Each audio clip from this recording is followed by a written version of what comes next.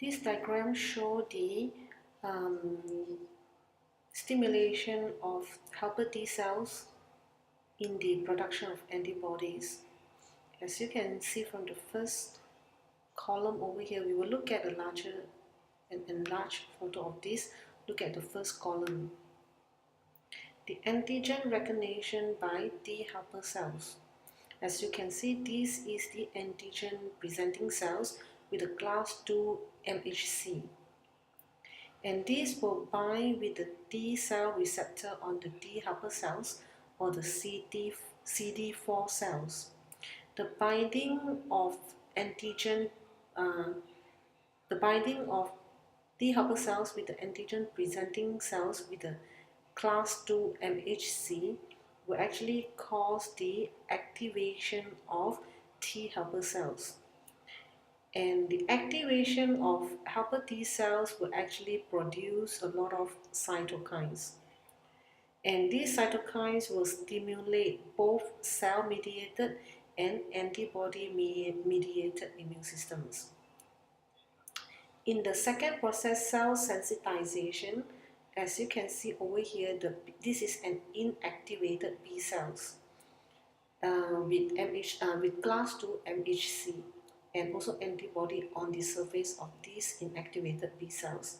When the antigen are present in the surrounding and they will bound onto antibody molecules on the surface of these inactive B cells, and the bounding of this antigen to the antibody as well as the class 2 MHC on the B cells will cause sensitization of B cells.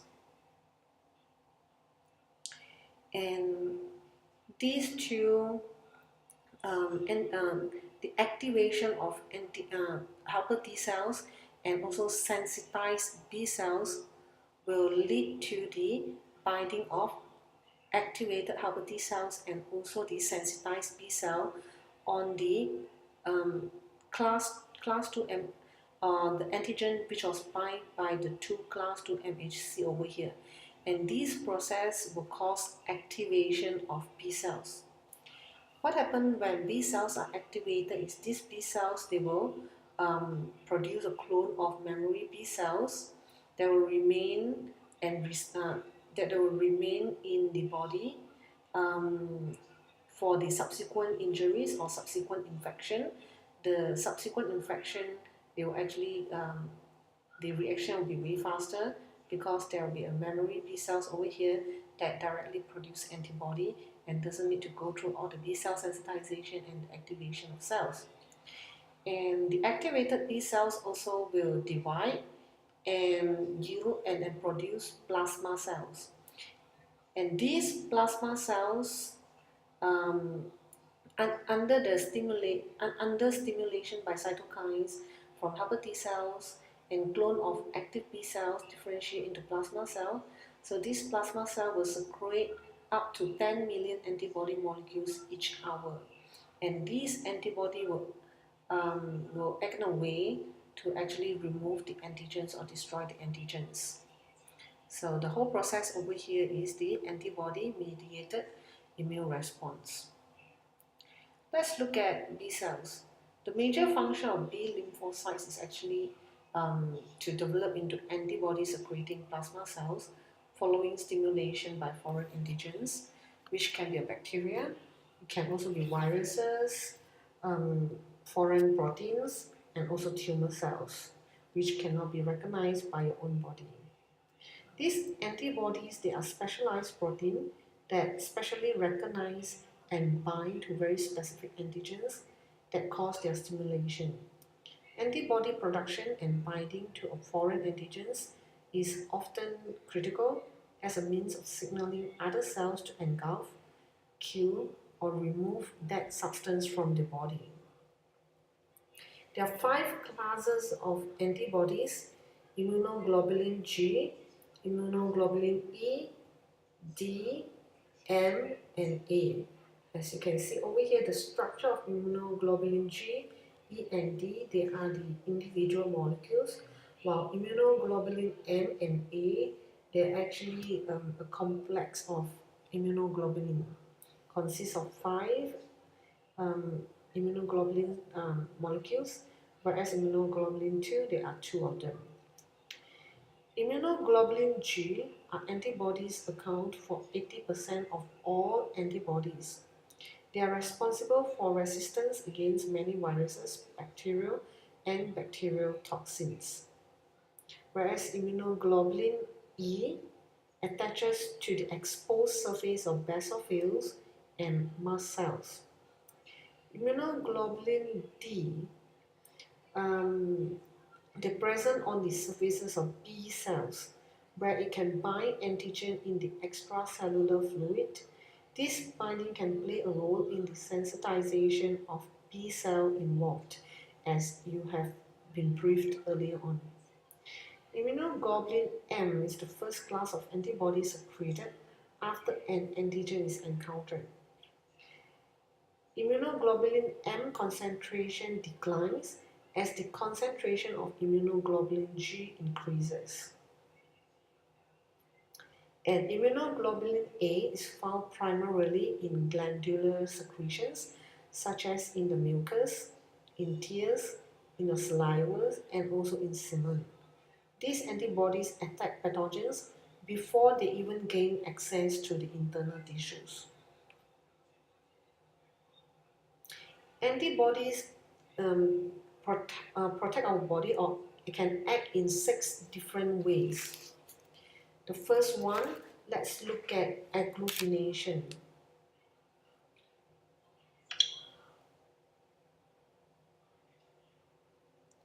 If antigens are closer together, an antibody can bind to antigenic determinant sites on 2 different antigens.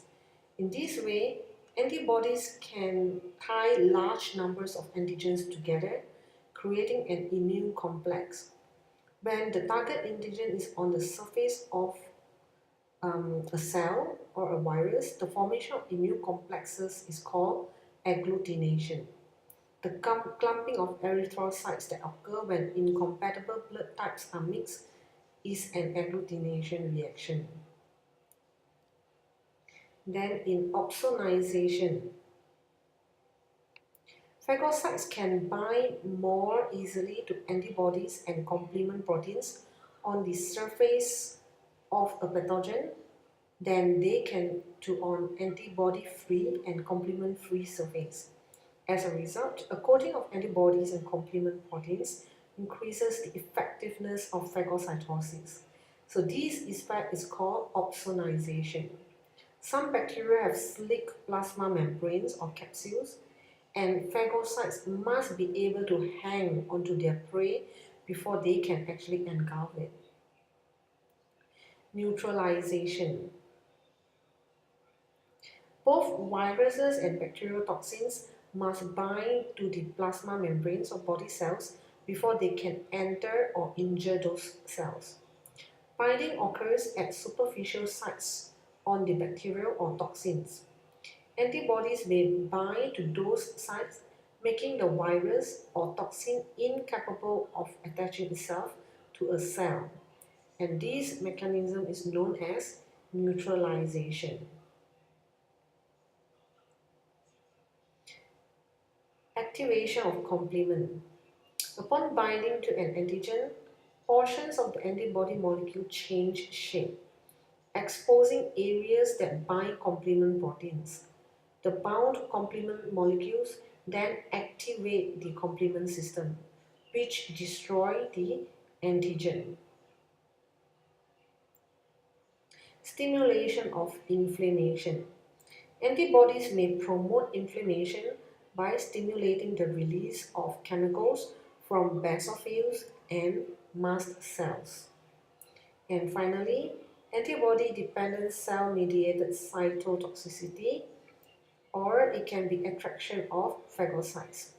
Antigens covered with antibodies attract eosinophils, neutrophils, and macrophages, cells that phagocytize pathogens and destroy foreign or abnormal plasma membranes. So these are the 6 functions of antibodies, or how they actually protect of the body from the antigens. And the second immune response are the cell-mediated immune response. Cell-mediated immune response requires direct physical contact with the antigens, and it does not involve the production of antibodies.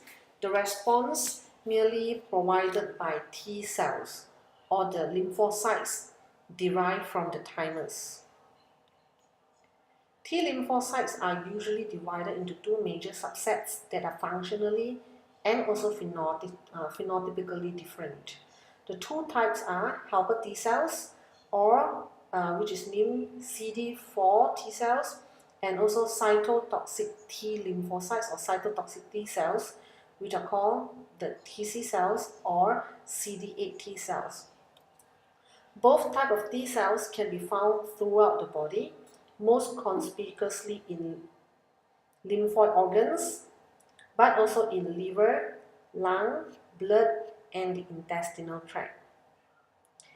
Helper T cells or the CD4 T cells are involved in coordination and regulation of immunological responses.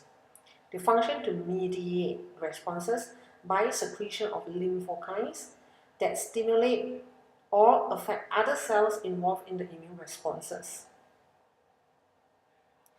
Whereas cytotoxic T cells or the CD8 T cells are involved directly in killing certain tumor cells, virus-infected cells, transplant cells, and sometimes eukaryotic parasites. They are involved in the downregulation of immune responses too. Let's look at the class 1 MHC protein or the antigen presenting cells. So these are the events of antigen presentation in an infected body cells involving class 1 MHC protein. Antigen presentation by class 1 MHC protein is triggered by viral or bacterial infection of a body cells. The infection results in the appearance of abnormal peptides in the cytoplasm, which is not common in the cells when they are not infected. So these peptides, they are incorporated into class 1 MHC proteins as they are synthesized at the endoplasmic reticulum. So after export to the Golgi apparatus, these MHC proteins reach the plasma membrane within the transport vesicle. So the abnormal peptides are displayed by class 1 MHC protein on the plasma membrane. Whereas these figures show the antigen presentation in a phagocytic cells involving the MHC class 2 MHC protein. So the phagocytic antigen presenting cells engulf these extracellular pathogens, and the lysosomal action produces antigenic fragments over here, where the lysosome bind with the phagosome and form a lysophagosome over here. So this endoplasmic reticulum produces class 2 MHC protein and will bind with the antigens produced over here. So and they will be presented on the surface of class 2 MHC proteins on this plasma membrane. These figures show the events in the stimulation and formulation of cytotoxic memory T cells and also suppressor T cells. So the antigen recognition. Antigen recognition occurs when these cytotoxic T cells encounter an appropriate antigen on the surface of another cell and bound to a class 1 MHC protein. So the class 1 MHC protein, the binding of T cells, the CD8 T cells and also the class 1 MHC protein on the infected cells will cause the secretion of lymphokine, so the activation of CD8 T cells over here. The activation and cell division. Antigen recognition results in T cells activation and cell division, producing 3 different types of CD8 T cells over here. So cytotoxic T-cells seek out antigen-bearing cells. What happened over here is the cytotoxic T-cells will actually seek out and destroy abnormal and infected cells. The cytotoxic T-cells are highly mobile cells that roam throughout the injured tissues. So when a cytotoxic T-cells encounter any target antigen bound on the class 1 MHC protein, so they will attack these target cells and cause a destruction in 3 ways. So where porphyrins can be produced, where they form holes on the membrane surface of the infected cells and cause the apoptosis. So they also produce memory T cells, and these memory T cells are produced by the same cell division that produce the cytotoxic T cells, and these memory T cells will remain in the body. Suppressor T cells provide a delayed suppression. So these suppressor T cells, they co-regulate the reaction and suppress the reaction. So this is how the cell-mediated immune systems work. These figures show an overall relationship of the elements of non-specific defense and also specific defense, as you can see here. Last week we learned about the non-specific defense or the innate immune response systems, where complement system and also natural killer cells and macrophages, they are involved. And these natural killer cells and macrophages, they are the antigen presenting cells, and they act in a way that they actually activate the specific defense immune systems. Complement systems, they can attack by circulating proteins and cause direct destruction of antigens. Natural killer cells and macrophage also, they act in direct physical and also chemical attack in the destruction of antigens. Together with the antigen presenting cells and also the present antigens in the system, the specific immune systems or adaptive immune systems will be activated by 2 different ways: activation by class 1 MHC proteins and also activation by class 2 MHC protein. Activation by class 1 MHC proteins indicates that the cells is infected or otherwise abnormal. So these involve the CD8 T cells over here, where they produce cytotoxic T cells, memory T cells, and also suppressor T cells. The cytotoxic T cells can cause a destruction of antigen by a direct physical and also chemical attack. Whereas in the activation by class 2 MHC protein, antigen indicates that the presence of pathogens, toxins, and also foreign proteins. The activation by this class 2 MHC protein involves CD4 T cells over here, or helper T cells, and also memory helper T cells will be produced. The helper T cells will act in a way that it will activate B cells and produce memory T cells, and this activation of B cells will cause the production of plasma cells and later on cause the secretion of antibody, and antibody will act in 6 different ways to cause a destruction of antigens. This is how our immune systems work in our body in general. Okay, so I want you to go to Spectrum to complete the online exercise, and you may repeat this exercise for 5 times. The last score will be taken as your score for this assignment. The duration given 1 week. Okay, so thank you for your time, and you may listen to this video again until you can understand it. You can contact me if you do not understand. Okay, good luck.